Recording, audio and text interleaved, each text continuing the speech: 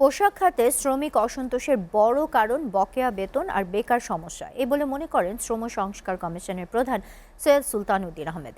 তিনি বলেন, অটোমেশনের কারণে চাকরি হারানো শ্রমিকরাই কারখানায় আন্দোলন করছে। সকালে রাজধানী গুলশানে সিপিডি আয়োজিত সেমিনারে এসব কথা বলেন সুলতানুদ্দিন আহমেদ। অনুষ্ঠানে তুলে ধরা সিপিডির গবেষণায় বলা হয়, হাওর অঞ্চলের তরুণীরা শিক্ষা ও কর্মক্ষেত্রে ব্যাপকভাবে পিছিয়ে আছে।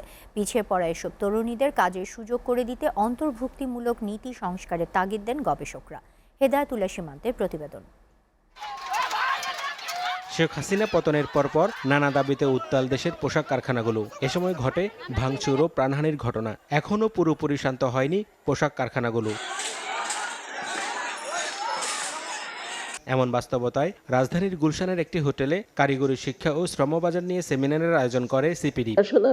যে স্ট্যাটিস্টিক্সগুলো যেটা মুয়াজ্জমও বললেন, সেমিনারে কিশোরগঞ্জ জেলার নারীদের শিক্ষা ও কাজের সুযোগ নিয়ে গবেষণা প্রবন্ধ উপস্থাপন করা হয়। এতে দেখা যায় জেলার 38% নারী উচ্চ মাধ্যমিক শিক্ষা বঞ্চিত, 53% নারী কাজের সুযোগ পায় না। যৌথ উদ্যোগ সেভ দ্য চিলড্রেন সিপিডি।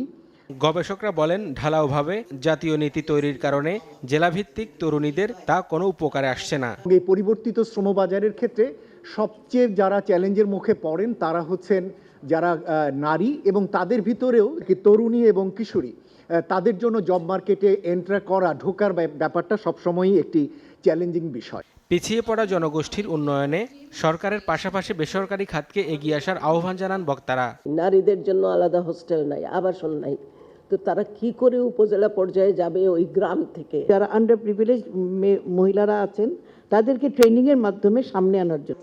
শ্রম সংস্কার কমিশনের প্রধান বলেন, পোশাক শ্রমিক আন্দোলনের মূলে বকেয়া বেতন ও কারখানা অটোমেশনে চাকরি হারানোদের ক্ষোভ। মানে 5ই আগস্টের পরে যে সমস্ত শিল্পাঞ্চলে আপনার একটু অশান্তি হয়েছে বা শ্রমিকদের বিক্ষোভ হয়েছে, এর দুটো বড় কারণ। একটা হচ্ছে শ্রমিকদের বকেয়া বেতন, একটা বড় কারণ হচ্ছে এই প্রথম বেকার শ্রমিকরা কারখানার গেটে গিয়ে কিন্তু আপনার আন্দোলন করেছে যে আমাদের চাকরি দিতে হবে।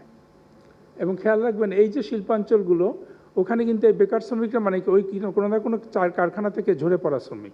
বৈশ্বিক প্রতিযোগিতায় টিকতে যন্ত্রের ব্যবহার বাড়ানোকে উৎসাহিত করলেও এতে চাকরি হারানোদের কি হবে তা নিয়ে সরকারের কোনো পরিকল্পনা ছিল না বলেও জানান সৈয়দ সুলতানুদ্দিন আহমেদ। যে যদি কাজটাই শ্রমিকের অধিকার এবং কল্যাণের পূর্ব শর্তই হচ্ছে তাকে কাজের জন্য, একটা ভালো কাজের জন্য তৈরি করা।